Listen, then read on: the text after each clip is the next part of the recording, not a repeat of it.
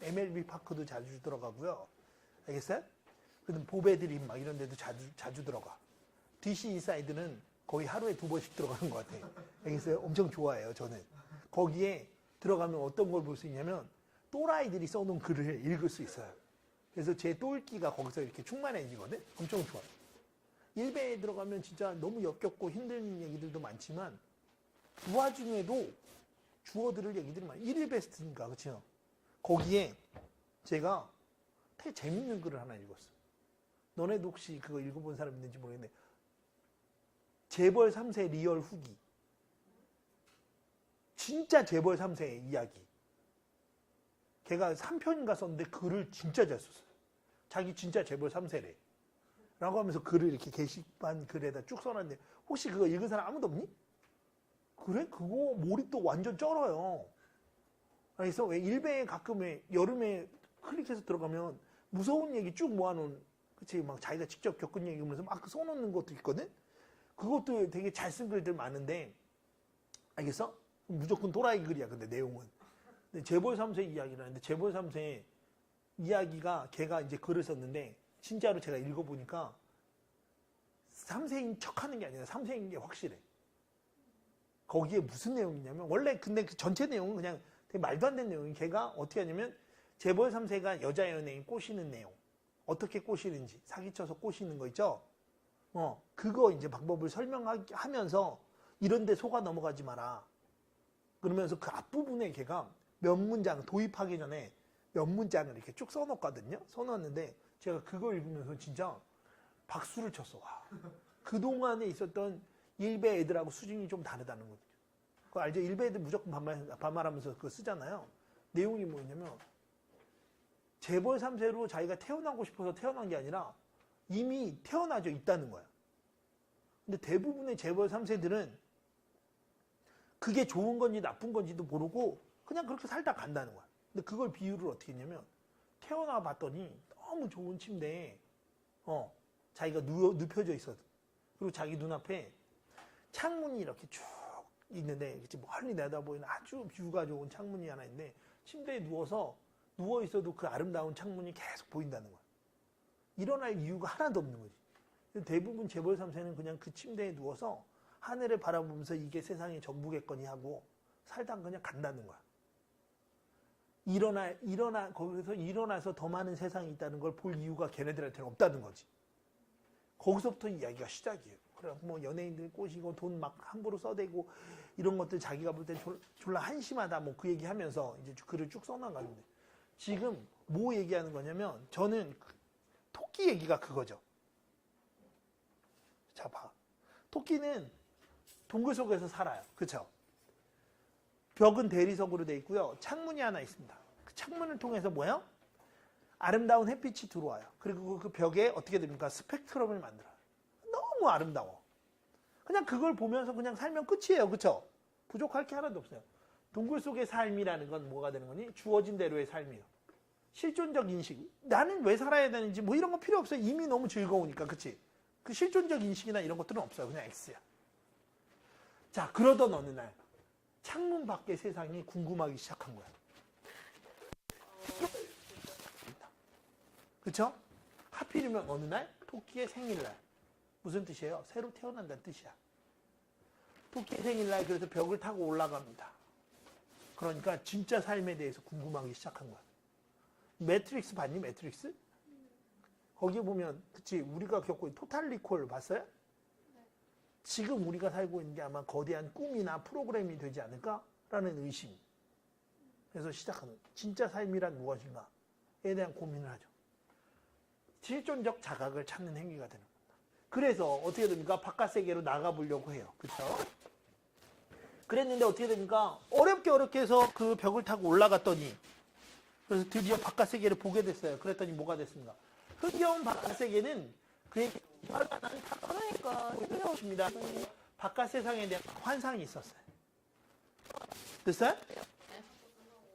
이렇게 그랬는데 결국 사주고 누나를 찌르는 것 같은 충격이었고, 결국 역사적으로 뭐가 됩니까? 소경이 돼버렸죠. 눈이 멀어버렸다고.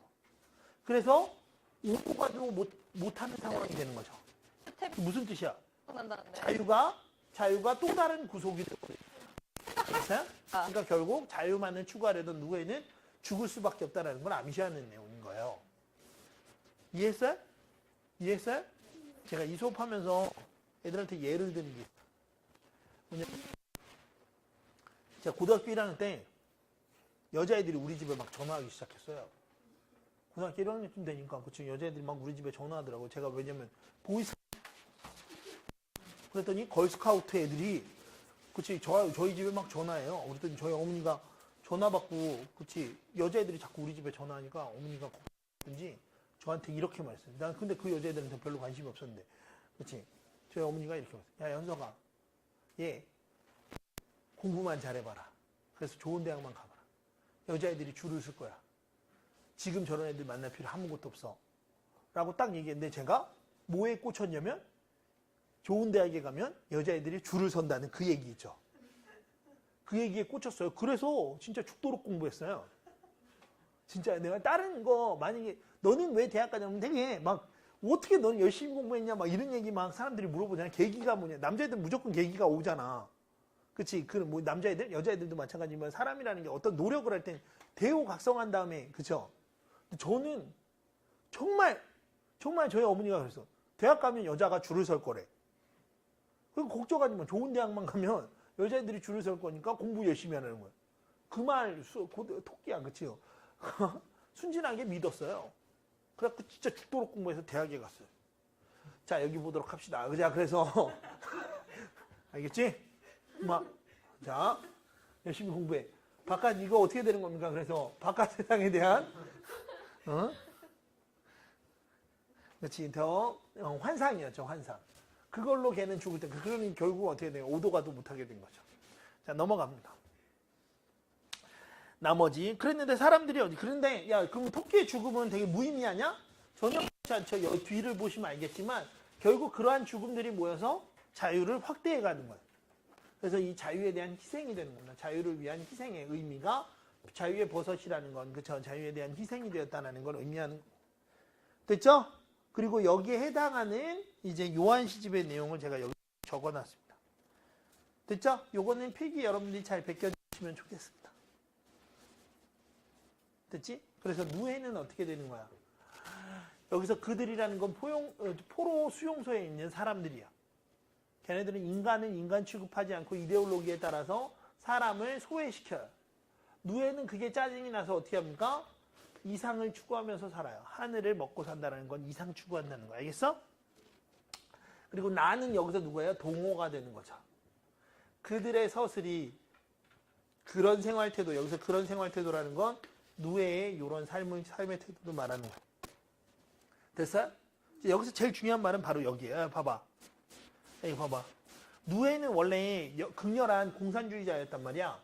극렬한 공산주의자였어. 그래서 어떻게 전쟁에서 최선을 다해서 싸웠어. 그래서 지금 최고훈장을 받은 인민 영웅이기도 해요. 그러니까 가만히 있으면 뭐가 되는 거예요? 자유를 세계화하지 않으면 얘들 나중에 포로 수용소에서 북한으로 가서 뭐가 되는 거예요? 완전히 영웅 대접하면서 평안하게 살 수 있죠. 동굴 속에서 그대로 누릴 수 있어. 그런데 누에가 포기하고 신분적 자각을 추구하는 거죠. 토끼랑 똑같죠. 몇 칸만 차이나 두 칸 소경이랑 거랑 똑같죠. 자, 그래서 여기 넘어가겠습니다. 그렇지? 넘어갈게요. 결국 맨 마지막 뭐라고 돼 있어요? 누에가 며칠 후에다 네모쳐야 되겠죠. 시간 변화. 누에가 자살했다 이렇게 돼 있습니다. 물론 자, 그다음. 줄 거냐면 그냥 그다음 여기 황새결손까지 딱 하고 이제 끝내도록 합시다. 자, 한번 봅시다. 여기다가 먼저 요거부터 정리하도록 하겠습니다. 자, 송사소설이에요. 송사라는 건 뭐냐면 재판을 소재로 해서 쓴 작품을 송사소설이라고 해요. 됐죠? 재판의 갈등이 바로 신분 갈등인 경우 대표적인 작품이 박지원의 양반전이 되겠습니다. 양반전. 알겠어요? 그 다음 가족 구성원들끼리 싸우다가 재판까지 가는 거 바로 뭐예요? 원혼이 된 장화와 홍련이 원님한테 자기의 억울함을 풀어달라고 하면서 이야기가 시작되죠. 장화-홍련전. 장화-홍련전. 그 다음 캐릭터 확인 부자하고 가난한 사람끼리의 갈등. 뭐요? 소동지전. 알겠어요? 아니면 뭐야? 옹고집전도 마찬가지. 졸라 부자인 애가 지만 먹고 살겠다고 까불다가 이꼴 당하는 거잖아. 그렇지? 그 다음에 어떻게 됩니까? 권력의 횡포와 그에 대한 저항, 바로 황새결성이죠. 뇌물 처먹은 권력이 재판의 결과를 뒤바꾸려고 하는 유조건과 시골 부자가 이제 이야기하죠. 관습이나 관습의 지켜야 하기 때문에 그렇죠. 이야기가 전개되는 게 소동지전 하지 마시고요. 춘향전이 대표적이에요. 춘향전. 알겠어요? 춘향전. 수청을 원래 들게 돼 있는데 언니가 안 들자. 그렇죠. 자, 그다음 요거 봐봐. 야. 이 송사소설은 구조가 무조건 과제가 부여되고요. 그걸 해결하는 요런 틀의 구조가 된단 말이야. 그리고 제일 중요한 말 요거야. 송사소설은요. 그냥 어디 보면 돼요. 결말. 결말에 무조건 뭐가 나와요? 주제가 표면화돼요. 왜 그럴까? 재판 맨 끝에 뭐예요? 판결문이 나오죠. 그게 바로 뭐가 되는 거야? 주제잖아. 그러니까 송사소설은 그냥 무조건 뭐만 보면 돼요? 맨 마지막 보면 주제가 나와 있는 거예요. 무슨 말인지 알겠죠? 재판, 법정 드라마면 법정 드라마에서 주제는 어디 있어요? 16회 맨 마지막 장면. 그러냐 안 그러냐? 이거 똑같은 거예요. 자, 그랬을 때 야 봐봐. 결말이 크게 세 가지로 나뉘어요. 송사소설은 원억형이 있어요. 원억형. 글씨가 좀 꾸리긴 한데 이해해. 원억형이라는 건 뭐냐면 억울한 모함을 당했어. 그래서 그게 풀어지는 과정을 보여주는 게 원억형 송사소설이에요. 알겠어요? 바로 뭐가 되는 겁니까? 황새결성이 여기에 해당되죠. 모함 당한 걸 재판으로 풀어가는 거예요. 황새결성이 됐죠? 이랑 라집이 신원형이 있어요. 원한을 풀어 느끼는. 원한이 있어서 그래서 죽었어. 그 원한을 풀어줘요. 재판으로. 3차 5, 6은 헌재판은 장황년. 그 다음에 화해형이 있습니다. 이 재판을 통해서 그렇지 결국 화해하게 되는 경우가 있어요. 그렇죠? 대표적인 작품이 뭐가 되는 겁니까? 옹고집전이 되는 거죠. 옹고집이 완전 지 위주로만 생활하다가 나중에 어떻게 되는 거예요? 재판당에서 쫓겨났다가 집에 돌아왔어요. 그렇죠? 그러니까 허옹이 사라지고 지푸라기가 되고 그 마누라가 허옹하고 어떻게 돼요? 자식을 졸라 나눴었죠. 그런데 옹고집이 화내지 않고 이제야 마누라 소중한 거 알게 됐네 라고 하면 다 같이 개과천선하면서 행복하게 지내죠. 알겠습니까? 이거 옹고집전 얘기. 자, 하나만 더 해 임마. 성훈아 정신 차려 임마. 이거 송사소설의 표현상 특징. 제가 분명히 말했잖아요.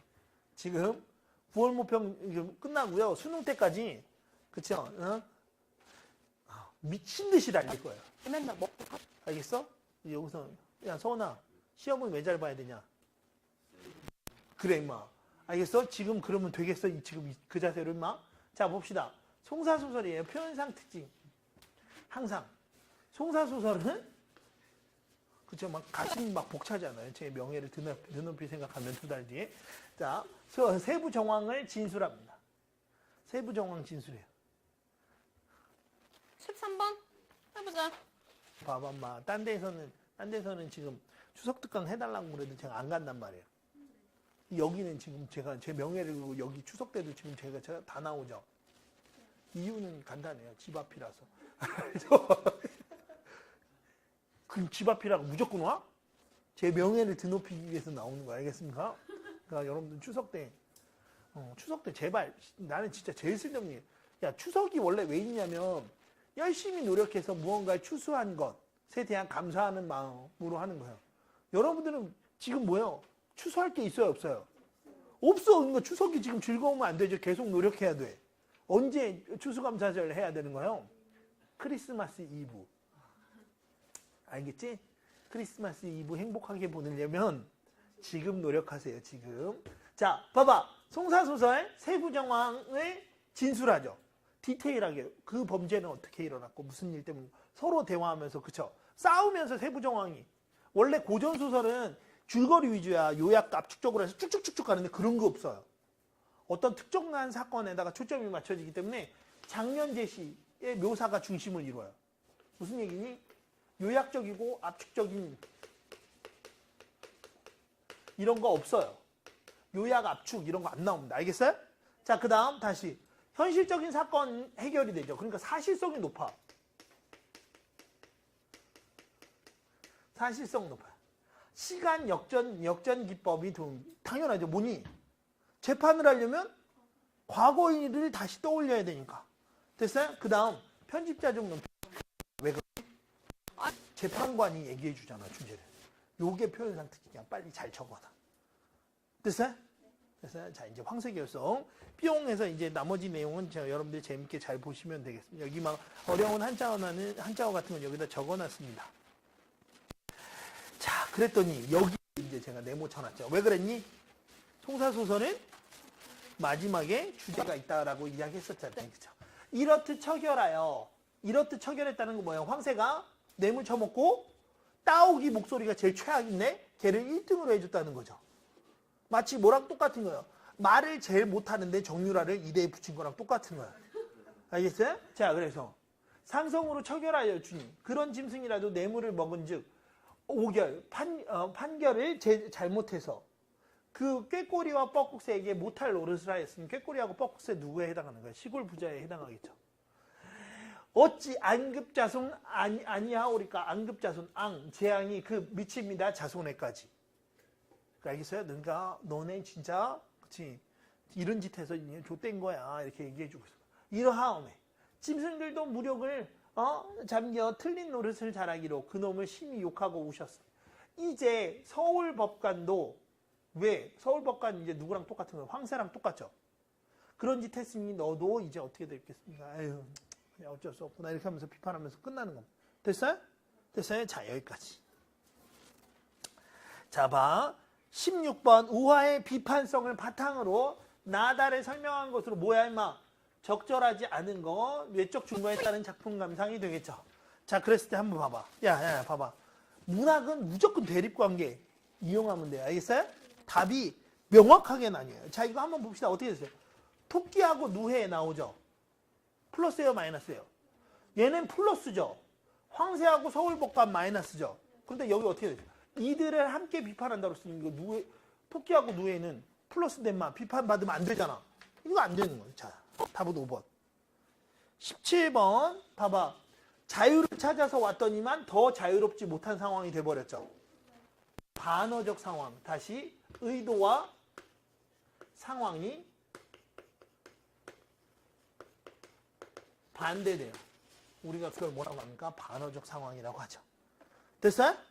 됐어요? 요거. 야, 반어적 상황을 나타내는 또 다른 작품이 하나 있는데 이거 뭐지? 자기 눈의 별을 자기가 세벼요. 그치? 응칠이하고 응오 나오죠. 그래, 만무방. 알겠어? 요거 똑같은 작품이 바로 뭐예요? 김유정의 만무방.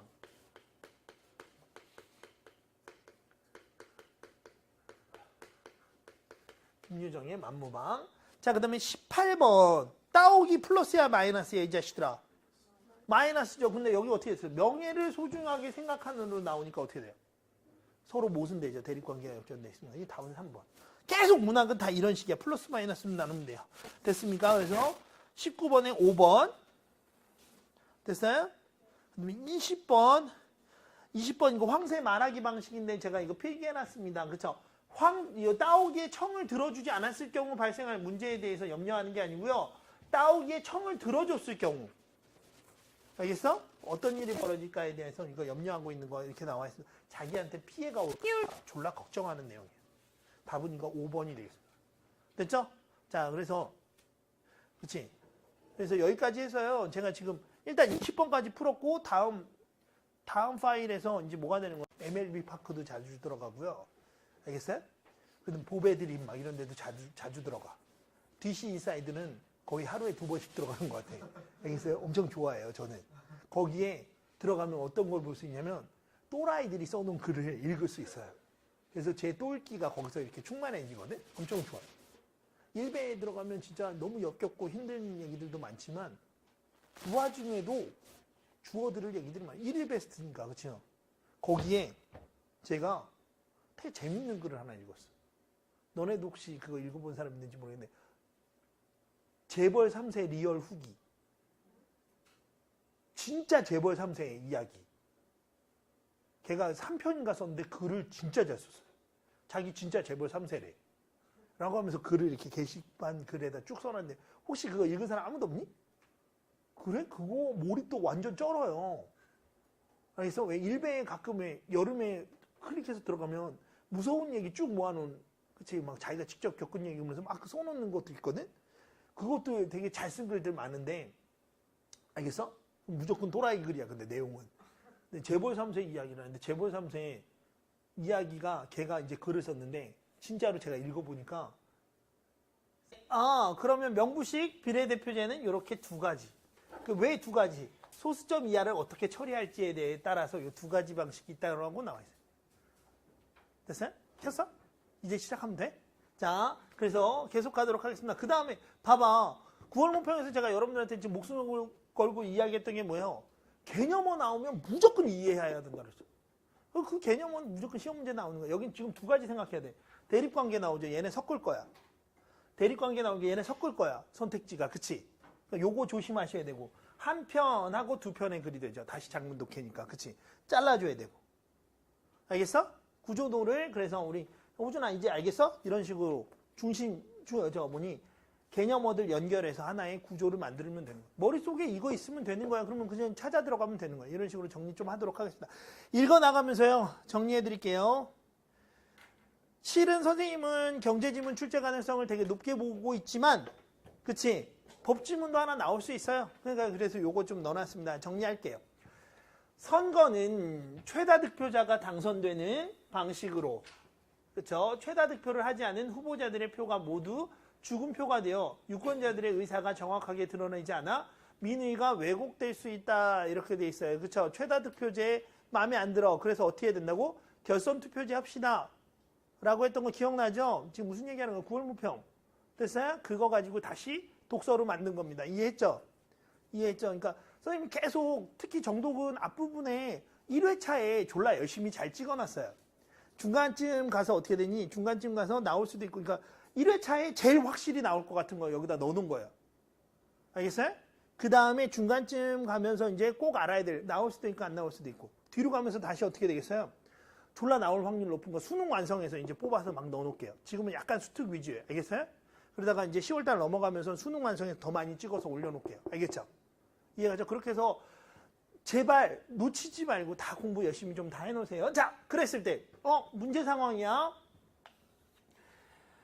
이러한 민의의 왜곡을 보완하기 위해서 사용하는 게 비례대표제. 이는 국민의 선호에 비례해서 의석도 그와 같은 비율로 구성되도록 하자는 것으로 가장 널리 알려진 제도는 명부식 비례대표제가 있다. 그럼 명부식 비례대표제가 중심 화제되니까 아까 거기다 네모 쳐놓으면 되겠죠. 그러면 명부식 비례대표제가 우리가 뭔지 알아 몰라? 개념어는 반드시 밑줄 치고 이해하고 넘어가는 거야.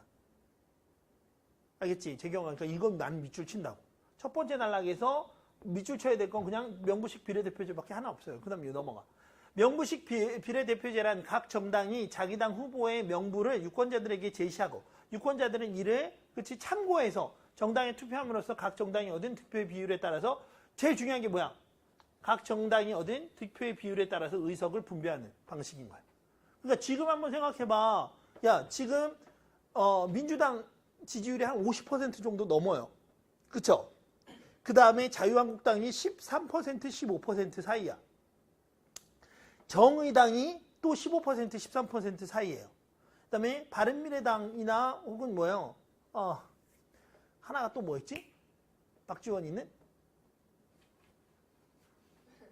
하나 더 있잖아. 어쨌든 바른미래당이나 이런 애들은 1% 이하. 이렇게 돼 있거든? 그러면 어떻게 되는 거야? 국회의원 299석 중에서 그걸 그렇게 나누면 민주당이 어떻게 되는 거야? 반 이상 가져가야 되는데 실제로는 다수당은 지금 어디예요? 자유한국당이 아직 다수당이란 말이야. 무슨 말인지 알겠어? 민의가 완전 왜곡돼 있죠. 국회의원 선거는 지금 이제 올해냐 내년이구나. 내년에 하니까 그치? 내년까지 이렇게 돼 있다고. 비례대표제는 그러니까 어떻게 되는 거야? 비율에 따라서 이걸 분배합니다. 좀 재밌는 얘기를 하자면 여담이긴 한데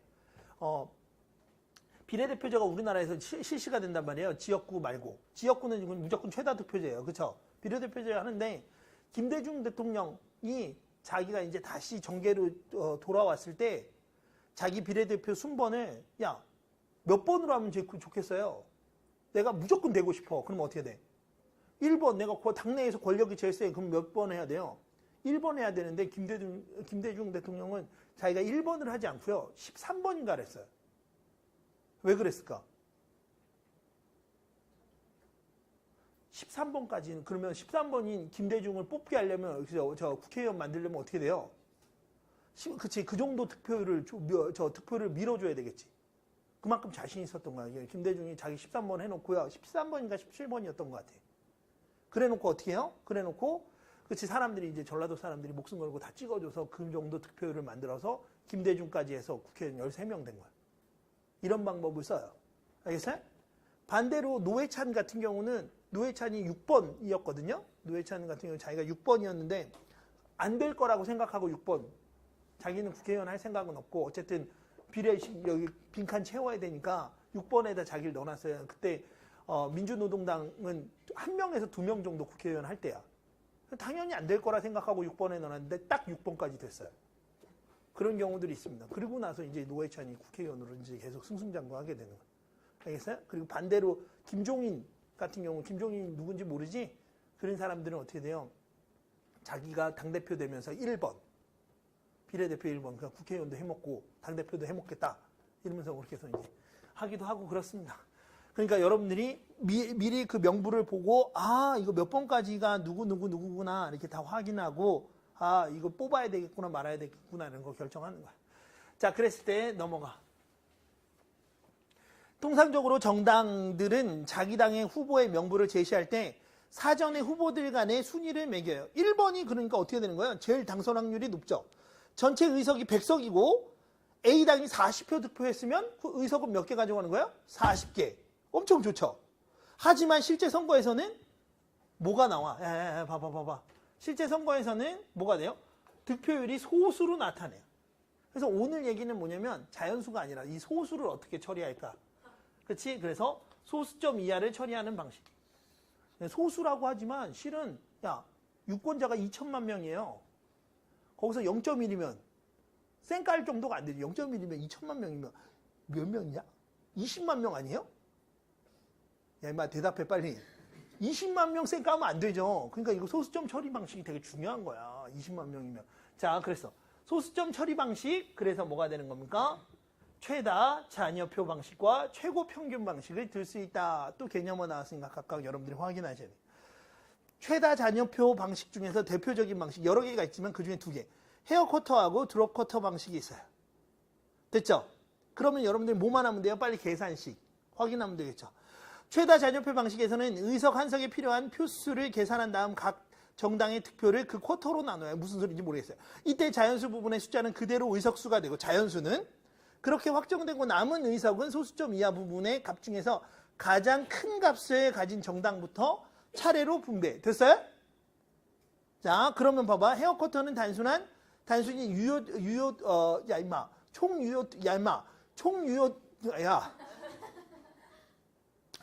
총유효 득표수를 총의석 왜 이렇게 어렵게 해놨어요? 왜 나눔값이야? 그치? 그 다음에 드롭커터는 빨리 그거 계산식 적어놔야지. 아까 구조도에다. 그치?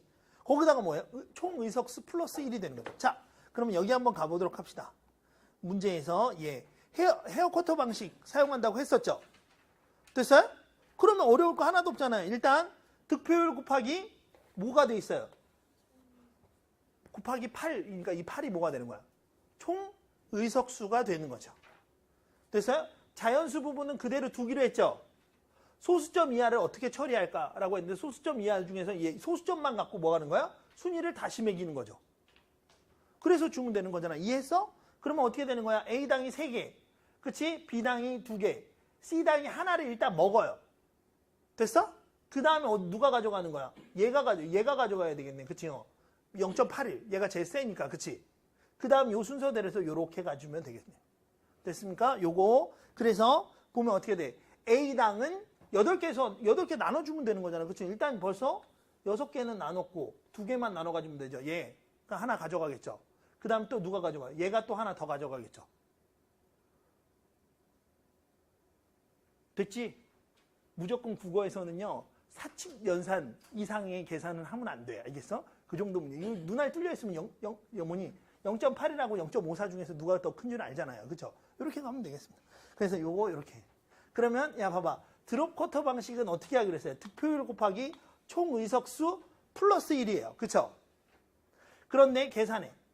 의석수를 산출하려면 얘는 근데 어떻게 됐어요? 이거 곱하기에다가 1을 더한다고 했으니까 틀렸죠. 이해가? 이거 이렇게 계산하는 거 아니냐? 이렇게? 그치? 얘는 근데 어떻게 돼? 얘는 어떻게 돼? 이거 곱하기 이렇게 되는 거예요. 똑같은 얘기, 더하기 1. 1만 더 더해지는 거니까 계산식이 다르죠. 됐어요? 그래서 이거 답은 5번이 되겠습니다. 자, 됐어요? 됐어요? 자, 그 다음 계속 올라가 봅시다. 뿅. 그 다음에, 그러므로 실제 계산은 헤어쿼터 방식의 경우에는 거기다가 밑줄 쳐야 되겠죠. 득표율 곱하기 총 의석수. 드롭 쿼터 방식의 경우에는 득표율 곱하기 이거 사기친 거야. 그치? 여기다가 플러스 1이 가로 안에 들어가 있는 거. 요것만 하나하나 사기친 거죠. 그래서 드롭 쿼터는 자연수 부분을 크게 만들기 위해서. 목적은 뭐야? 자연수 부분을 눈에 띄게 하기 위해서. 그래서 더 많은 의석을 소수점 계산 이전에 분배되도록 하기 위해서 인위적으로 설정. 그런데 단순하게 계산 방식에 그치지 않고 의석의 향배를 바꾸는 결과를 초래해. 헤어 쿼터 방식보다 여기서 의석이 달라지는 거예요. 그쵸? 아까. 그 다음에 최고 평균 방식이 있습니다. 이거 생각보다 애들이 이거 되게 못하던데 그냥 되게 간단해요. 천천히 갈게요. 그냥 이거 눈알만 뚫려 있으면 읽은 대로 그냥 정리하면 돼. 잘 봐. 사전에 일정한 수열을 먼저 정해둡니다. 그러면 이런 것들은 그냥 먼저 정해져 있는 거야. 그치? 어떻게 주어지는지는 몰라요. 여기에 있는 거야, 그냥. 자, 그랬을 때 그 수열의 숫자들로 각 당의 득표수를 차례대로 나누어 갑니다. 이제 그치, 나누어요. 그렇게 해서 나온 값들을 정당별로 늘어놓은 다음에 그 값들 중에서 가장 큰 값을 나타낸 정당부터 순서대로 총의석 수에 도달할 때까지 분배하는 거예요. 무슨 말이냐면, 자, 봐. 그치? 그래서 동트 방식하고 생트라기 방식이 있대요. 표를 한번 보도록 합시다. 표 보면 어떻게 돼 있어요? 나눴지. 제일 큰 수 어떻게 돼 있어요? 예죠. 그 다음 예죠. 뭐니? 어떻게 됐냐? 그 다음이 예죠. 이렇게 그냥 나눠가는 거야. 이걸 그냥 순서대로 열거해서. 그 다음에는 어디예요? 그 다음은 누구냐? 예죠. 그 다음이 예죠. 그 다음이 예죠. 그 다음이 예죠. 그 다음이 예죠. 무슨 말인지 알겠어? 이런 식으로 배열만 하면 되는 거야, 순서대로. 그럼 나중에, 그치, 이거 몇 석 나눠줘야 되는 거냐? 8석이죠? 그럼 끝났네. 이해했어요? 이해했어요? 이런 식으로 나누는 겁니다. 그 다음에, 나도 마찬가지. 똑같아. 나도 그냥 순서대로, 이거로 나눴으니까 이 순서대로 그냥 배열하기만 하면 되는 거야. 다시 읽어봐. 니네가 하나 문제가 되는 게 뭐냐면, 이런 원리들을 설명하는 문장이 나오잖아요? 그럼 잘 들어?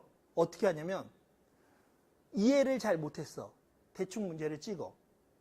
그리고 다시 해설지를 보면서 그 내용이구나 그러고 넘어가요. 그러지 말고 뭐 하는 거니? 이 문장이 어떻게 지금 구체화되는지 그 과정을 다시 봐줘야 돼. 다시 읽어서 보자. 어떻게 돼? 그렇게 나온 값들을, 그러면 이게 표야. 정당별로 늘어놓은 다음에 가장 큰 값부터 나타내는 순서대로 의석 할 때까지 분배받는다. 이 문장을 내가 이해를 못했으면, 알겠어요? 요 문장대로 해서 어떻게 돼요? 도표를 다시 니네가 직접 다 정리해 봐야 돼요. 해설지에서 설명 기다리지 말고, 알겠어? 그래서 이 문장 왜 이해를 못했는지 니네가 분석해야 돼. 수열을 어떻게 정하느냐에 따라서 결과가 달라지는데, 그치? 이 방식하고 이 방식이 있어요. 수열만 달라지는 거죠, 그냥. 됐어요? 이렇게 확인하시면 되겠습니다. 그 다음, 한편. 27번 졸라 틀렸던데, 한편에다 세모 쳐. 그럼 두 번째 글이 시작되는 거야, 이건. 화제가 전환돼요. 야! 한 편의 글에는 중심 화제가 몇 개예요? 야, 임마, 빨리 말해. 한 편의 중심 화제가 몇 개야? 하나. 한 편 들어가면. 2개. 한 편 또 들어가면. 3개. 한 편 또 들어가면. 알겠어? 한 편이 무슨 기능을 한다 그랬어? 화제를 전환해 주잖아. 이해가요? 이해가요? 원래 한 편의 글에는 중심 화제가 하나여야 돼. 그런데 이 아이가 나오는 순간 중심 화제가 하나 더 생기죠. 그러면 두 편의 글이 되는 거야. 됐죠? 그러니까 이렇게 쪼개는 거야. 이렇게 쪼개는 거야. 알겠어? 장문 독해는 특히 더 이거 가지고 장난 많이 치니까 한번 보도록 합시다. 명부식 비례대표제라는 일반 범주 안에 각국의 전통과 문화에 따라 여러 가지 편차들이 나타나는데 그 가운데 중에 또 나왔어요. 중요한 것, 강조어. 이런 건 밑줄 쳐야지, 그치, 재경아. 아까 가장 중요한 것, 인력 효과였죠. 그치? 똑같이 중요한 것, 명부의 개방성, 여부 두 개밖에 없네요. 폐쇄형, 개방형 이렇게 되겠습니다. 폐쇄형은 빨리 이제 개념 적어야 되겠지. 유권자들이 정해진 명부에 대해 투표 여부를 관한 선택권만 가질 뿐 어떤 후보를 명부에 올릴 것인지 또는 그 사람들 중에서 누가 우선순위를 가질 것인지에 관해서는 전혀 선택권을 가지지 못하는 형태를 일컫는다 이렇게 돼 있어요. 됐어요? 그러니까 이미 명단이 주어져 있어요. 그래서 그 명단 보고 찍는 거야. 됐어? 이게 이제 폐쇄형이죠. 우리나라를 포함해서 우리나라의 여러 나라에서 가장 흔하게 채택하고 있는 형태 슬래시. 개방형 명부제에다 또 네모 쳐놓고 얘는 어떻게 됩니까?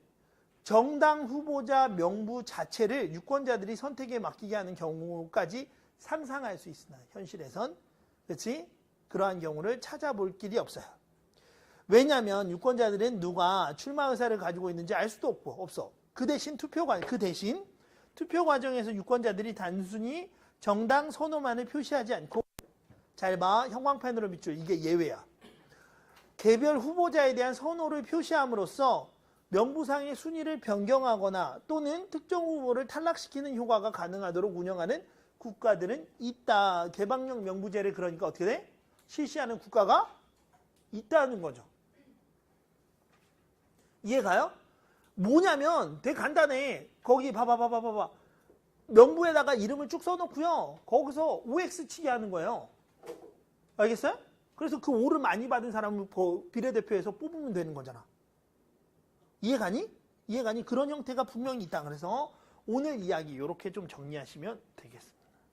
자, 소수점 이하 처리 방식까지.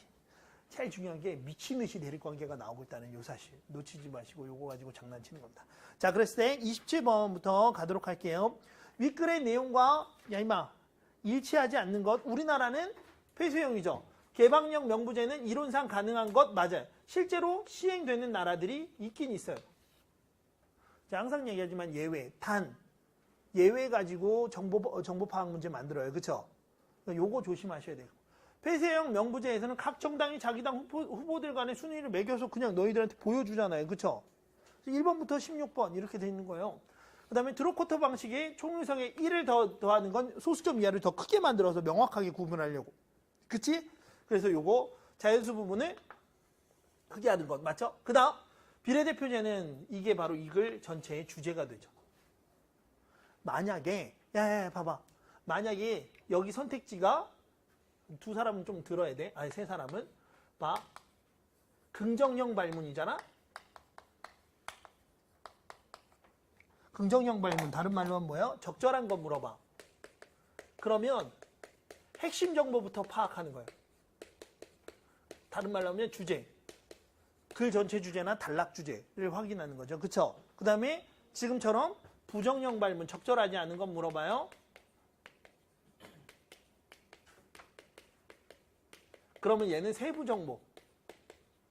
졸라 치사하게 물어보는 거. 그러니까 이런 주제문들은 맞다고 생각하면서 가는 거예요. 개념어 설명하는 것들은 웬만하면 맞다고 생각하는 거예요. 지금 예외 물어보잖아요. 그쵸? 요 포메이션을 잘 기억해도 나중에 검토할 때도 마찬가지야. 알겠어? 왜냐면 이건 출제 메커니즘. 적절한 거 물어보려면 어떻게 돼요? 제일 중요한 거 물어볼 수밖에 없어요. 그리고 적절하지 않은 거 물어보면 4개가 적절한 건데 다 중요한 문장에서 일단 다 내고 그치? 적절하지 않은 거 졸라 치사하게 내거나 아니면 없는 내용 내거나 아니면 비논리적인 선택지 나오게 돼 있어요. 그쵸? 요거 기억해 두시면 되겠습니다. 자, 그 다음 헤어커터 방식 다시 한번 보자. 여기 나와 있잖아. 득표율 곱하기 8. 헤어커터니까 뭐가 되는 거야? 얘는 득표율 곱하기 총의석수니까 총의석수 이퀄 8. 맞죠? 됐어요? 그 다음에 최종적으로 당선자 수가 같은 당은 어떻게 되는 거야? 이거 세 보면 되죠? 얘네 둘이네요. 그쵸? B는 봐봐. B는 2석 갖는 거 맞죠? C는 어떻게 돼? C는 한 석을 일단 먹고 그 다음에 소수점에서 어떻게 돼요? 두 번째잖아. 그치? 이거 이해했어? 이해했어? 그러니까 얘가 어떻게 돼? 얘가 2가 되고 얘도 2가 되죠. 얘는 그치? 그 다음에 어떻게 돼? 3. 됐어요? 그럼 어떻게 되니?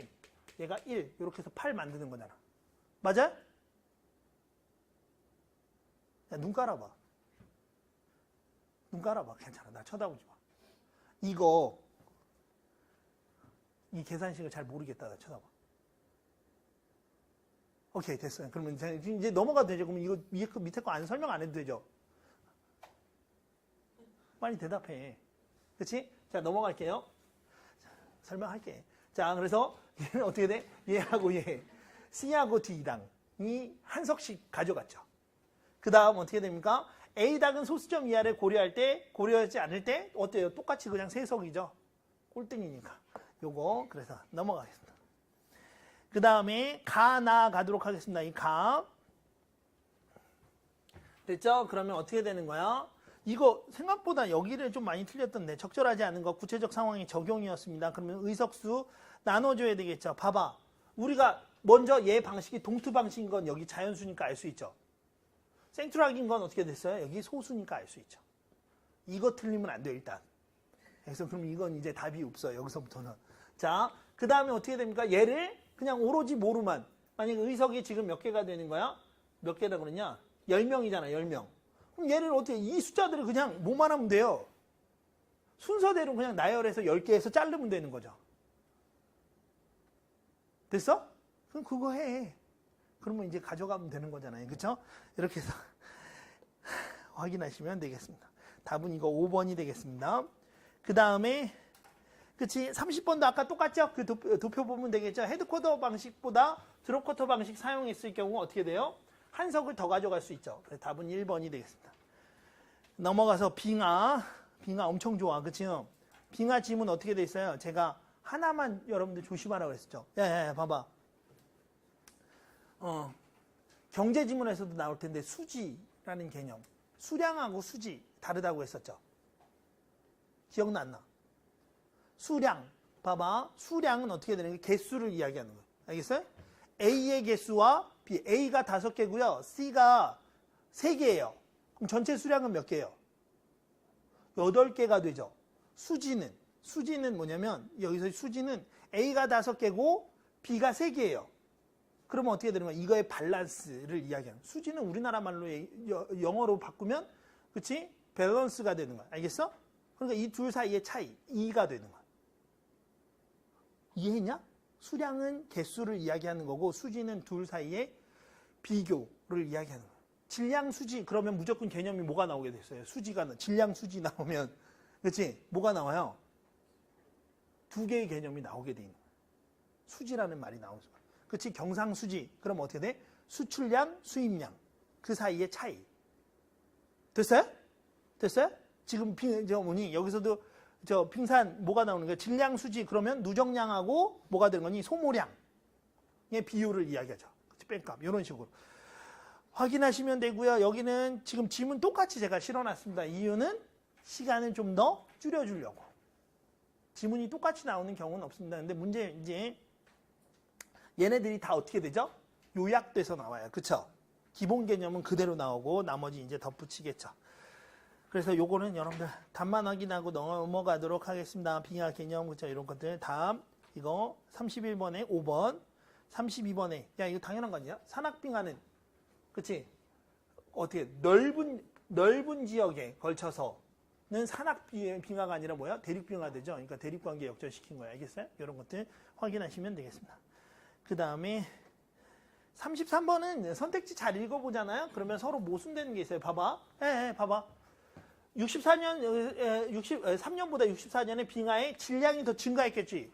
했다고 얘기했어요. 그쵸? 그 다음에 어떻게 돼? 64년의 빙하가, 그치? 64년의 빙하보다 질량이 더 컸다? 그러면 어떻게 되는 거예요? 이거 둘이 모순되는 선택지가 되죠. 하나가 비논리적이 된다고. 알겠어요? 그럼 답은 이거 5번이 되겠죠. 읽어보시면 알겠습니다. 자, 그 다음.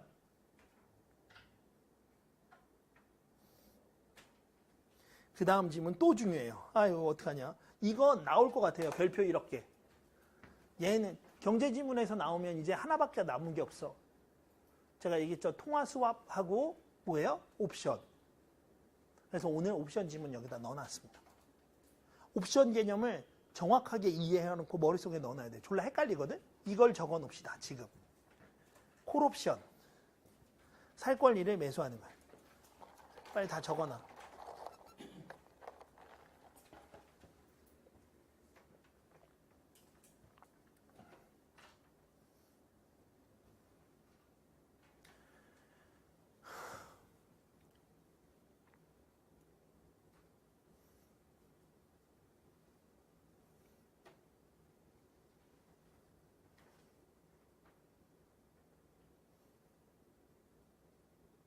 적었죠?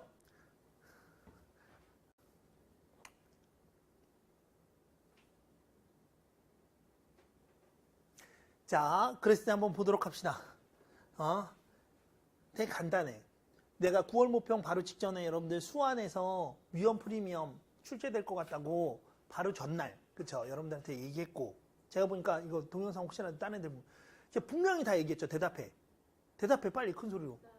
그치? 얘기했죠. 근데 딱 한 군데 제가 얘기 안 한 데가 있어. 부천에서 얘기를 안 했어. 그래서 내가 걔네들한테 야, 내가 전날에 이거 다 얘기했죠. 그랬더니 저희는 얘기 안 했는데요. 야, 내가 분명히 다 얘기했는데 오늘 한 반을 빼먹었는데 그 반이 너희 반이었구나. 그랬더니 애들이 믿질 않는 거야. 분명히 제가 이거 위험 프리미엄 나온다고 얘기했었죠. 그 개념이 9월 모평의 CDS 프리미엄으로 나왔고요. 그쵸? 지금 다시 제가 그래서 이제 그 위험과 관련된 얘기를 그쵸? 다시 한번 언급하겠습니다. 다시 자, 정리하자. 우리 경제에서 제일 중요한 거.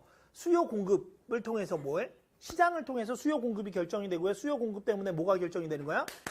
빨리 가격. 그 다음에 이유는 어떻게 만들어져요? 리스크에 대한 대가가 되는 거예요. 그치? 금융 이득은. 알겠어? 위험을 많이 선택하면 선택할수록 어떻게 되는 거야? 나중에 이유는 더 커지는 거야. 항상 얘기하잖아. 사장이 회사에서 제일 열심히 일하는 회사는요, 망해요. 사장의 역할은 뭐예요? 노동력을 착취하는 거예요. 최대한 열심히 노동력을 착취하고요. 됐어요? 대신 뭐 하는 거예요? 노동자들은 안정적으로 월급을 받아가는 거예요. 위험이 제로야. 그 위험을 누가 다 감수해? 사장이 다 감수하니까 그 이윤을 다 먹는 거예요. 알겠어요? 위험을 다시 얘기해 줄까? 어느 대학 가는 게 제일 위험 확률이 높아요? 우리나라에서. 고대 빼고. 어디예요? 떨어질 확률이 바로 위험이잖아. 그치? 어디예요? 서울대잖아. 대신에 붙으면 어떻게 돼요? 다 가져가죠. 알겠어요?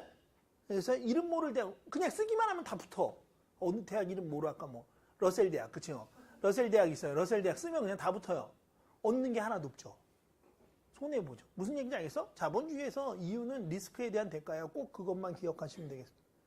사람들이 근데 그 위험을 회피하고 싶어. 다른 사람한테 전가하고 싶어. 그러면 뭐 해야 돼? 보험에 들어야 돼. 보험. 금융시장에서 일종의 보험은 바로 옵션이 되는 거야. 옵션 다시 개념상 보험이 되는 거야. 자, 이따가 이제 요거 설명하면서 가도록 하겠습니다. 이제 지문 읽으면서요. 두 편의 글인데 그 중에 하나가 옵션이 여기 숨겨져 있습니다. 숨겨 있습니다. 자, 한 단락씩 읽어나갑니다. 첫 번째 단락에서 논지전개 방식과 중심화제 찾아내면 되겠죠. 좀 빨리 읽어나갈 테니까 집중해 보도록 합시다. 소비자의 요구는 종잡을 수 없으며 기업과 기업은 이렇게 해서 저렇게 됐어요. 자, 그랬는데 기업들은 불확실성을 나쁜 요인으로만 생각해서 이를 피하거나 줄이는데 주력했어. 하지만 지금은 이게 중요한 얘기가 되겠죠. 이런 불확실성을 고정 요소로 받아들여서 고려해야 돼. 그래서 리얼 옵션 전략입니다. 리얼 옵션 전략은 환경이 바뀌고 새로운 정보가 주어졌을 때 해당 시기에 알게 된 정보를 활용해 다시 새로운 의사결정을 내리는 전략을 말해요. 여러분들이 리얼 옵션 전략 지금 취하고 있죠? 뭐예요? 정시만 지원하는 게 아니라 수시를 쭉 먼저 다 지원해 놨죠. 이해가요? 수시를 지원했죠. 그래서 어떻게 돼? 위험을 분산했어요. 일단 그러니까 일종의 수시는 뭐가 되는 거야? 옵션이야. 자, 그런데 봐봐. 수시 지원율이 다 떴죠. 그러니까 야, 지원율이 뜨든 말든 나는 무조건 그거 신경 안 쓰고 무조건 수시에 올인할 거야, 정시에 올인할 거야, 이렇게 안 되죠. 만약에 어떤 과가 미달이 났어요. 수시가. 그럴 리는 없겠지만. 그치? 서울대 서울대 뭐로 할까? 무슨 과 할까? 서울대 목탁 디자인학과 막 이런 데 있잖아요. 그쵸? 거기 미달 났어요. 미달. 그치? 미달 났어. 그러면 어떻게 돼? 지금부터 누워있으면 되죠. 그냥 전략이 바뀌죠. 근데 그런 일은 세상에 없어. 알겠지? 수시 쓰니까 한 어느 정도 나와요? 한 80대 1 정도까지 심할 때는 그쵸? 머리 나오잖아요. 그럼 전략이 뭐로 바뀌어요? 수시 전략이 아니라 정시 전략으로 바꾸죠. 이런 게 다 리얼 옵션 전략이에요. 알겠습니까? 그때 입장을 바꿔가면서 가는 거. 그러니까 언제? 환경이 바뀌고 새로운 정보가 주어졌을 때. 근데 옵션은요. 근데 수시하고 옵션은 조금 달라. 이따가 이제 그 차이점 얘기해 줄게. 자, 옵션이란 지정된 날짜 전에 지정된 가격으로 특정한 자산을 구매할 의무는 없지만 구매할 수 있는 권리만 주는 걸 말해요. 이거 콜옵션을 지금 설명하는 겁니다. 콜옵션. 알겠어요? 안 사도 돼. 근데 사고 싶으면 무조건 걔한테 주게 되는 권리. 난 살 거야. 그러면 그냥 줘야 돼. 그 가격에 약속했기 때문에 얼마가 됐든. 이해가요? 자, 한번 생각해 보자. 주식이 하나 있어요. 이거 100원짜리야. 그치? 내가 그래서 이거를 살 권리만 계약을 했어요. 알겠어요? 네, 그치? 그래서 어떻게 합니까? 100원에 나는 한 달 후에 100원에 무조건 살 권리를 하나 받았어요. 그러면 그 권리를 얼마에 주고 사냐면 뭐 10원에 주고 샀다고 해봅시다. 됐어요? 그랬는데 실제로 한 달이 지났을 때 그 주식이 100원이 아니라 150원이 됐어요. 그럼 살 거야, 안 살 거야? 당연히 사죠. 100원에다가, 그치, 아까 뭐야, 옵션 비용으로 10원 더 썼으니까 110원이면 40원이 이득이잖아요. 무조건 사야 되겠죠. 80원 됐어요. 그러면 어떻게 돼? 100원 주고 80원짜리 왜 사니? 정신병자냐? 그죠? 100원 아니고 110원이죠. 110원 갖고 80원짜리 왜 사요? 그쵸? 손해보잖아. 그때는 10원 날리고 포기하는 거야. 이해했어, 이제? 이 옵션 이거 뭔지 알겠어? 이제? 10원 날리고 포기하는 거야. 위험을 최대한 줄이는. 위험을 10원으로 이제 만들어 놓은 거죠. 뭐랑 똑같아요. 집이 1억짜리가 있어요. 그치? 불이 나면 얼마 돼요? 2천만 원 돼요. 그래서 보험을 들어나 불이 안 나면 보험료를 날리지만 불이 나면 어떻게 되는 거야? 8천만 원, 그치? 뭐예요? 그 위험을 걔네한테 이전시킬 수 있죠. 똑같은 얘기예요. 자, 그러니까 옵션은 어떻게 되는 거야? 가격이 오르면 오를수록 이득이 되는 거죠. 떨어지면 포기하고 보험료, 옵션 비용을 날리는 거야. 야, 그러면 다시 9월 모평으로 치면 옵션을 행사하는 사람은 뭐가 되는 거야? 9월 모평으로 치면 보장 매입자가 되죠. 보장 매입자. 그치? 그리고 그 옵션에 따라서 주식을 판매하는 사람은 뭐가 되는 거야? 보장 매도자가 되는 거죠. 옵션 가격은 보험료가 되겠죠. 됐어요? 됐어요? 제가 항상 얘기하지만 머릿속에 9월 모평이 그냥 박혀 있어야 돼. 한 달 동안은. 알겠어? 9월 모평이 박혀 있어야 돼. 계속 오늘 저녁에 또 울면서 가서 뭐예요? 9월 모평하고 얘 비교하면서 또 다시 한번 다 복습하세요. 자, 그랬는데 이거 형광펜이 잘 안 보인다. 그치? 옵션 행사 가격이 낮을수록. 됐어요? 행사 가격이 낮으면 이윤이 어떻게 돼요?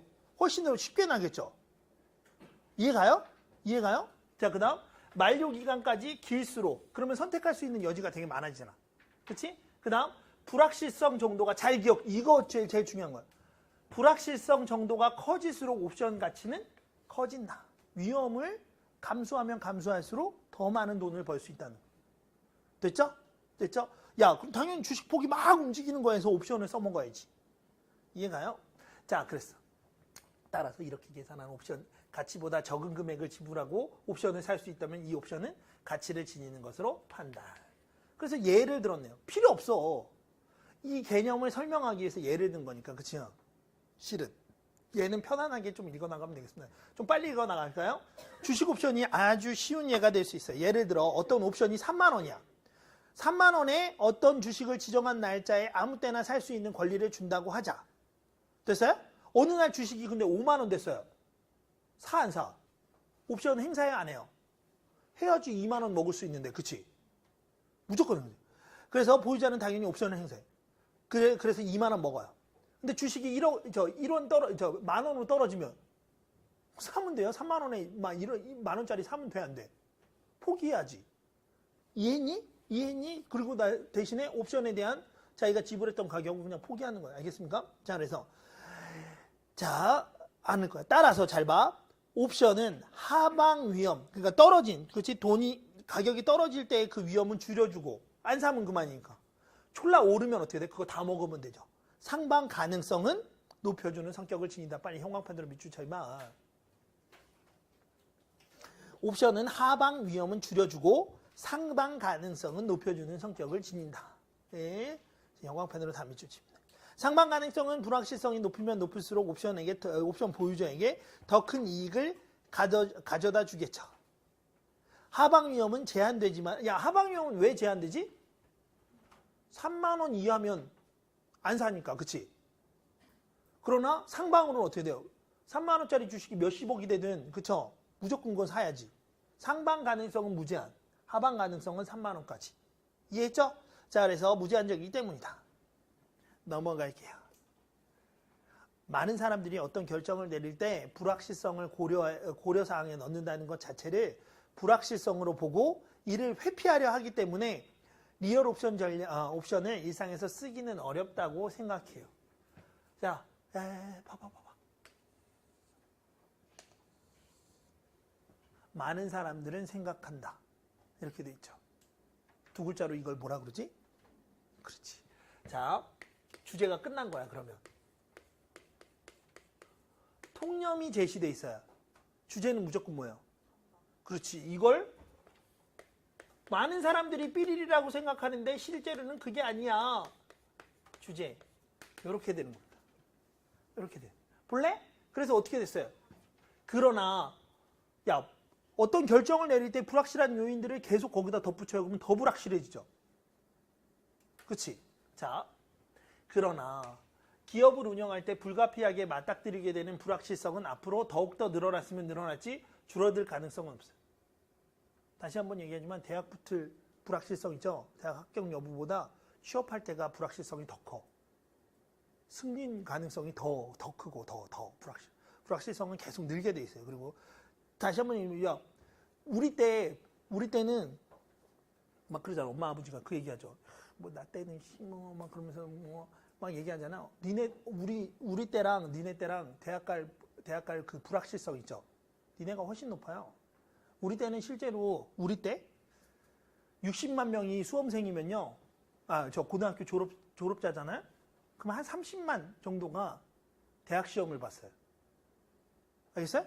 그 중에 1% 안에 들면 서울대나 고대를 가고, 그치, 그거보다 안 되면 연대 울면서 가고, 뭐 이렇게 됐어. 명수로 따지면 어때요? 훨씬 적죠.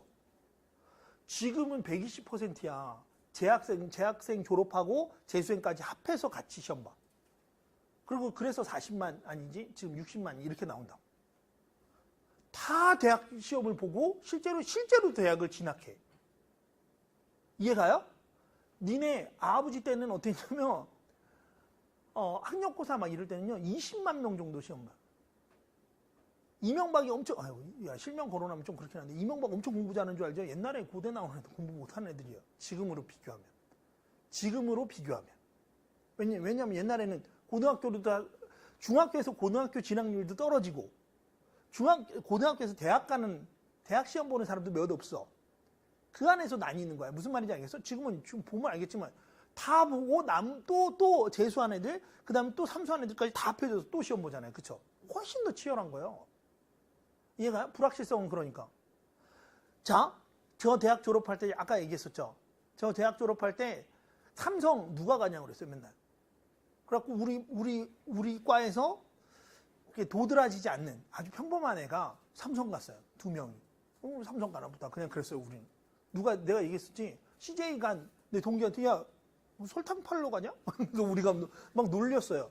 그리고 LG 홈쇼핑 PD로 간 동기 녀석이 있는데 야 홈쇼핑에 가서 너 뭐 그 막 속옷 같은 거 파는 거야? 막 그러면서 우리가 막 놀렸어요. 그치? 그냥 우리 때는 대학 졸업자에 뭐가 되는 거야? 취업자. 회사가 계속 성장하고 있기 때문에 취업하기가 되게 쉬웠어요. 상대적으로. 취업하기가 쉬웠다는 건 무슨 뜻이냐면 취업하지 못하는 인원들이 누적되지 않고 있었다는 거야. 바로바로 소진돼서 그냥 가는 거야. 너네는 지금 난리 났죠, 난리. 어떻게 이렇게 웃으면서 지낼 수 있니? 어쨌든 누적된다고 계속. 누적돼서 가고 있어. 불확실성은 점점 커집니다. 자, 그랬는데. 그러니까 당연히 계산할 때 어떻게 돼? 리얼 옵션 전략을 써야 돼. 니네 머릿속에. 알겠어? 너네는 무조건 해. 그런데 안타깝게도 애들이 다 어떻게 합니까? 그러나 기업을 운영할 때 불가피하게 이렇게 늘어날지 가능성은 없어요. 반면 기업에서 투자 등을 평가할 때 흔히 사용하는 현재가치 계산법은 불확실성이 없다는 가정을 전제로 한 후 계산하는 방식이기 때문에 오히려 불확실성이 높을 때는 들어맞지가 않아요. 이게 무슨 얘기인 줄 알아? 봐봐. 수시 쓸 때 올해 수시 쓸 때랑 작년 수시 쓸 때 좀 다르죠. 작년 수시 쓸 때는 학교 선생님, 담임 선생님이 계속 어떻게 해요? 뭘 기준으로 해서 수시 써줘요? 9월 모평. 그치? 9월 모평에서 이 성적 가지고 최대한 그치? 이렇게 될 거라고 생각하고 수시 전략 짜죠. 이유는 뭐예요? 현재 가치 계산법. 위험을 전혀 선택하지 않는 거야. 그 2달 사이를 버려요. 무슨 말인지 알겠어? 그러면 어떻게 돼? 가장 안정적인 선택을 하게 되겠죠. 학교 선생님들은 니네가 어느 대학을 가든 그게 중요한 게 아니라 대학을 가는 게 중요하거든. 확실한 선택만 하는 현재 가치 계산법이야. 그래서 알겠어? 그래서 이제 대학 가서 불확실성을 맞게 되는 거야. 그거. 그치? 근데 우리 이제 2달 사이가 있죠. 지금 올해는 어때요? 여러분들이 스스로의 포텐에 대해서 계산하고 9월 모평에 그죠? 9월 모평 보고 포텐 계산해서 그쵸? 하나 정도는 상향 지원하고 하나 정도는 그치? 어떻게 돼요? 하향 지원하고 나머지 4개는 그냥 뭐 깨워하면서 하든지 뭐 이렇게 하잖아요. 그쵸? 근데 하향 지원 너무 심하게 하는 애들이 있어요. 울면서 이제 또 거기 납치당해서 가야 되는데 어쨌든 얘기 안 했어요? 제 제자 중에 지금 3년 전인데 한 번 얘기했던 것 같은데 동국대 다 1등급 나왔는데 동국대에 잡혀갔다고 내가 얘기해 줬잖아. 그러니까 저는 뭐 재수생들이 막 수시에 이렇게 막 너무 신경 쓰는 거 좀 안타깝게 생각합니다. 무조건 지금부터가 저는 이제 스퍼트인데 지금부터 이제 포텐이 막 폭발할 때거든요. 근데 작년 생각만 하는 거예요, 바보들이. 지금 실은 1년 동안 기본 개념이나 이런 것들이 지금 어느 정도 쌓여 있어요. 이거 점수로 바꾸는 작업이 이제 시작됐는데 수학도 그렇고 국어도 그렇고 영어도 뭘 알아야 점수가 나올 거 아니에요. 그동안 아는 게 없잖아. 점수가 안 나오는 건데 이제 바꾸는 거예요. 점수로 바꾸는 단계인데 하필이면 그렇지. 현재 가치 계산법은 그러니까 다시 어떻게 돼? 쓸모가 없다는 거예요. 여러분들한테. 위험을 감수해야 돼. 자, 다시 말해. 현재 가치 계산법에서 리얼 옵션 전략 계산 방법과 달리 공장의 확장이나 폐쇄 같은 과감한 결정을 꺼리기 때문에 결국 어떻게 되는 거야? 더 많은 수익을 낼 수 있는 기회를 갖지 못하게 할 수 있는 것이다. 이렇게 돼 있네. 야, 그럼 봐봐. 조금만 더 얘기해 볼까? 내가 만약에 재화는 한정돼 있는데 내가 부자가 되고 싶어. 그치? 그러면 우리 답을 알고 있죠. 뭐예요? 위험을 감수하면 되죠. 맞아요? 근데 모든 사람은 다 위험을 감수해. 그러면 어떻게 해요? 이윤이 줄어들죠. 그러니까 사람들한테 어떻게 얘기하면 돼요? 졸라 위험하다고 얘기해서 위험하면 그걸로 얼마나 망가지는지 공포심을 심어주면 돼요. 그러면 걔네들은 도전도 하지 않을 거 아니야. 그치? 그러면 그 이윤을 고스란히 내가 다 먹을 수 있겠죠. 이해가요? 그래서 대부분의 사람들은요, 패배감을 졸라 심어준다고. 너네 가만히 있으면 여러분들 계속 패배감. 회사에 들어가죠? 제일 많이 듣는 얘기 중에 하나가 뭐냐면 좀 있으면 이거 우리 업계가 다 망가질 거래. 곧 이거는 사양산업 될 거고 곧 망할 거고 막 이렇게 얘기해요. 여기 졸라 잘 되고 있고 그치? 야, 이 사람 졸라 잘 될 거라고. 그럼 잘 될 것 같으면 어떻게 돼요? 걔가 그 기술 배워서 다른 회사 차리겠지. 그렇게 안 한다고. 절대 안 해요. 계속 겁먹게 만들고 자기가 그거 다 먹는 거야. 위험을 감수해. 솔직히 말하면 저는 이렇게 생각해요. 이 말 여러분들 되게 끔찍할 텐데. 평범한 애가요. 제 생각인데 재수학원 5년 다니잖아요. 서울대 갈 수 있어요. 지금처럼 공부해서. 알겠어요? 갈 수 있어요. 충분히 갈 수 있어요. 제가 볼 때. 오수할 수 있으면. 무슨 말인지 알겠어? 그 정도면 그렇게 어려운 시험 아니거든. 자, 근데 제 오수는 니네들 속으로 어떻게 돼요? 졸라 위험하다 생각하죠. 어설픈 대학 갔다가 졸업해서요. 노량진 가봐요. 뭐예요, 애들이? 공무원 시험 10년 공부한 애들, 20년 공부한 애들 많아요. 그거 할 바에야 재수학원에서 5년 공부하는 게 더 낫지 않겠어요? 그래서 서울대 나오는 게 훨씬 더 이득이지 않을까? 아니, 반대로 얘기할까? 대학 안 나오고요. 어차피 공무원 시험 공부할 거면, 그치? 고등학교 학력 철폐됐잖아. 중학교 졸업하고 그냥 그다음부터 어떻게 되냐? 공무원 시험 준비하면 되는 거 아니야? 5년 준비하면 대학교 2학년에 공무원 되는 거예요.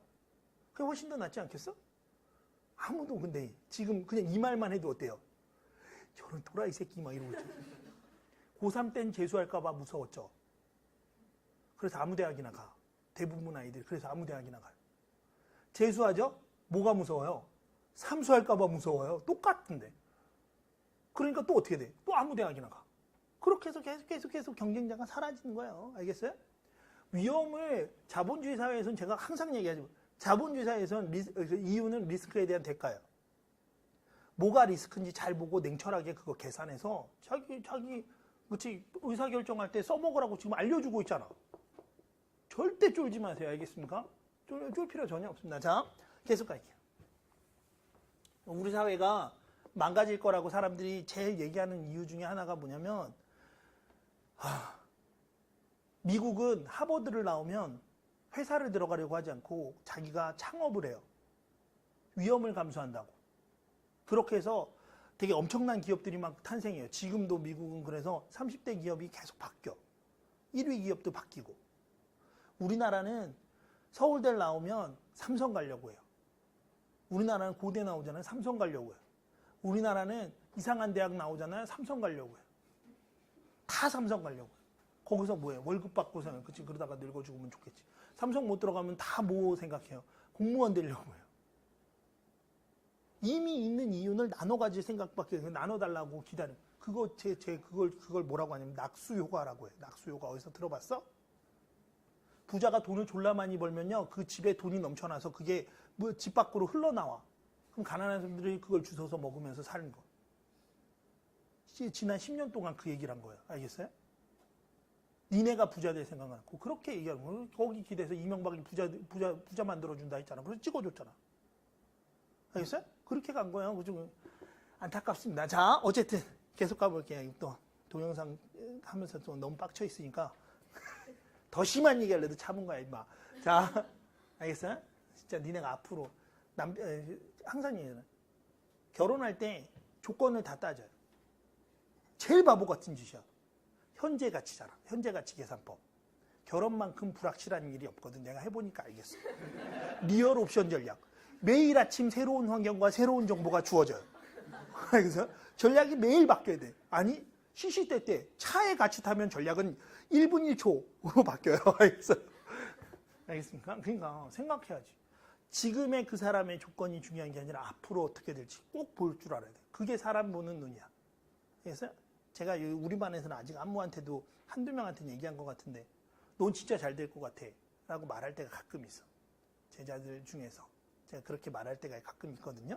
알겠어요? 그거는 지금, 선생님 저 이거밖에 안 되는데 지금이야. 너네는 지금만 볼 줄 알지만 어른들은 그 아이의 뒤를 다 볼 줄 알아요. 다는 아니지만. 왜냐면 경험한 바가 있기 때문에. 알겠어요? 아, 얘가 어떻게 가겠구나 라는 거. 알겠어요?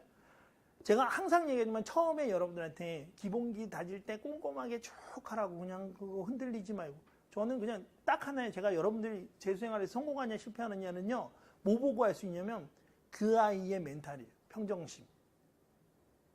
항상 일관되게 가는 그 모습 있죠. 그게 혹시라도 원래 게으른 놈이야. 그래서 끝까지 게을러요. 그것도 되게 큰 힘이 돼. 게으른 정도예요.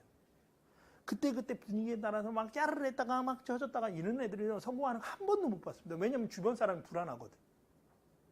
그 사람하고 무슨 일을 할 수가 없어요. 그리고 그 사람은 뭔가를 꾸준히 쌓아갈 수도 없고 만들었다 흐트리고 만들었다 흐트리고 이러고 있는데 뭐가 되겠어요. 이해가요? 그래서 제가 항상 얘기하는 거 꾸준히 일관성 있게 끝까지도 그거 한번 생각해 봅시다. 자, 그랬을 때 한번 보자. 이제 여기 조그맣게 졸라 수줍게 그쵸? 계산식이 여기 숨어 있습니다. 계산식은 반드시 제가 어떻게 한다고 해서 시험 문제 출제된다 했었죠? 자, 한번 봅시다. 어떤 기업이 수요 예측이 그쵸? 어려운 새로운 물건을 만들 때 수요 예측이 어려운 새로운 물건 불확실성 됐죠? 불확실성 리얼 옵션 사고방식이 어떻게 기업에 그치? 새로운 도움을 주는지 보여주는 예. 다시 여기다 밑줄 쳐야지. 뭐예요? 의문문이죠. 의문문에 대한 답이 글 전체 주제 아니면 단락 주제가 되죠. 알겠어? 근데 어떻게 돼? 간접 의문문으로 들어와 있죠. 직접 의문문 아니고. 그러니까 이거 밑줄 쳐야지. 빨리 이거 답 찾으면 돼요. 그림에서 네모는 의사결정의 순간에 그쵸? 동그라미는 새롭게 주어진 정보를 의미하며 개념 잡아야 되겠지? 금액은 100만 원 단위야. 그림에서 보면 이 기업은 새로운 물건을 만들기로 하는데 그러기 위해서는 먼저 마이너스 M, 1000만 원 투자. 투자는 일단 마이너스가 되는 거 맞죠? 그랬는데 동그라미 들어왔어요. 새로운